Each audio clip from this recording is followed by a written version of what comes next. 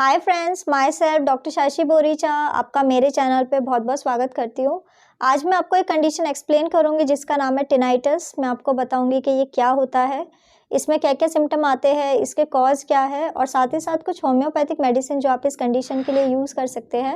लेकिन उससे पहले आप प्लीज़ मेरे चैनल को सब्सक्राइब कर लीजिए और जो बेल आइकन है उसे प्रेस कर लीजिए ताकि आपको मेरे आने वाली वीडियोज़ का नोटिफिकेशन मिलता रहे। तो चलिए स्टार्ट करते हैं। सबसे पहले आखिर टिनाइटस क्या होता है। तो टिनाइटस एक कंडीशन है जिसमें पर्सन को अपने आप ही बजिंग रिंगिंग टाइप के साउंड सुनाई देने लग जाते हैं। नॉर्मली एक्सटर्नल साउंड प्रेजेंट नहीं होता लेकिन पर्सन को अपने आप ये फील होता है कि उन्हें कुछ सुनाई दे रहा है। ये एक बहुत ही कॉमन कंडीशन है और 15 to 20% लोगों में ये कंडीशन हो सकती है। जब उनकी एज 30 या 40 ईयर होने लग जाती है उसके बाद ये कंडीशन कॉमन हो सकता है। टिनाइटस होने के कई सारे रीज़न हो सकते हैं, जैसे कि एज एडवांस होना एक बहुत ही इंपॉर्टेंट रीज़न है। इसके अलावा कोई चोट लगने की वजह से भी पर्सन को ये कंडीशन हो सकती है। अब मैं आपको इसका सिम्टम बता देती हूँ कि अगर किसी पर्सन को टिनाइटस हुआ है तो उसमें आपको क्या क्या सिम्टम्स दिखाई देंगे। तो फर्स्ट इंपॉर्टेंट सिम्टम यही है कि पर्सन को अजीब से साउंड आने लग जाते हैं, जैसे कि उन्हें बजिंग, रोरिंग, क्लिकिंग टाइप के साउंड आ सकते हैं। इसके अलावा उन्हें हमिंग या फिर हिसिंग टाइप का साउंड भी आ सकता है। कई बार पर्सन को इतना ज़्यादा साउंड आने लग जाता है, साउंड का वॉल्यूम इतना ज़्यादा बढ़ जाता है कि उनका जो कंसंट्रेशन है वो बहुत ही पुअर होने लग जाता है। उनका ध्यान किसी भी चीज़ में नहीं लगता और वो किसी काम पे फोकस नहीं कर पाते हैं।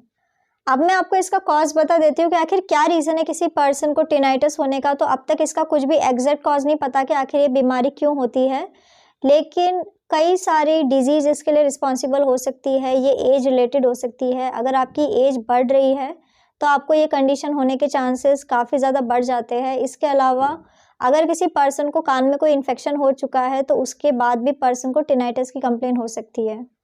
कई बार हेयरिंग लॉस के वजह से भी पर्सन को इस टाइप के सिम्टम आ सकते हैं।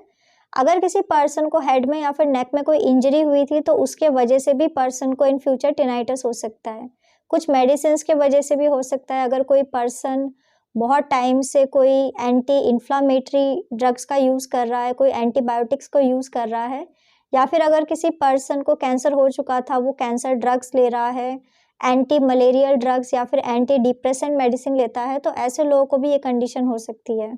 इसके अलावा अगर किसी पर्सन की जो कान की बोन है उसमें स्टिफनेस हो रही है या फिर उसमें किसी भी तरीके के चेंजेस हो रहे हैं तो उसके वजह से भी पर्सन को ये कंडीशन हो सकती है। इसके अलावा अगर किसी पर्सन के कान की जो मसल्स है उसमें स्पाज़म हो रहा है या फिर अगर किसी पर्सन को मीनियर्स डिजीज़ की कंप्लेन है तो ऐसे लोगों को भी इन फ्यूचर टिनाइटिस हो सकता है। अब मैं आपको इसका रिस्क फैक्टर बता देती हूँ कि आखिर कौन कौन से लोग सबसे ज़्यादा रिस्क में होते हैं जिन्हें टिनाइटिस हो सकता है। तो टिनाइटिस ज़्यादातर मेल्स में होता है एज़ कम्पेयर टू फीमेल्स। इसके अलावा ये ज़्यादातर उन लोगों में होता है जो लोग किसी ऐसी एनवायरनमेंट में रहते हैं जहाँ पे बहुत ज़्यादा लाउड साउंड हो, बहुत ज़्यादा शोर होता हो, बहुत ट्रैफिक की आवाज़ आती हो, तो ऐसे लोगों को इन फ्यूचर टिनाइटस होने के चांसेस काफ़ी ज़्यादा बढ़ जाते हैं। इसके अलावा अगर आपकी एज बढ़ रही है तब भी आपको ये कंडीशन हो सकती है। जो लोग टोबैको, अल्कोहल का यूज़ करते हैं तो ऐसे लोगों को भी इन फ्यूचर टिनाइटस होने के चांसेस काफ़ी ज़्यादा बढ़ जाते हैं। इसके अलावा अगर किसी का बीपी हाई रहता है, किसी की हिस्ट्री है आर्थराइटिस की या फिर हेड इंजरी की हिस्ट्री है, तो ऐसे लोगों को भी इन फ्यूचर टिनाइटस हो सकता है।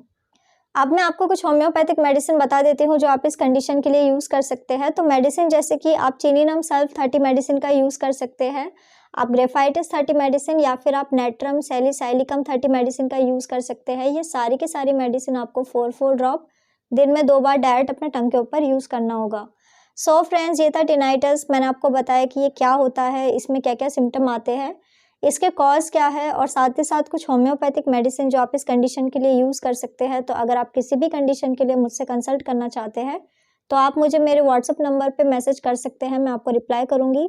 तो अगर आपको मेरा ये वीडियो यूज़फुल और इन्फॉर्मेटिव लगा हो तो आप प्लीज़ इसको लाइक कर दीजिए और साथ ही साथ आप मेरे चैनल को सब्सक्राइब कर लीजिए और जो बेल आइकन है उसे प्रेस कर लीजिए ताकि आपको मेरे आने वाली वीडियोज़ का नोटिफिकेशन मिलता रहे।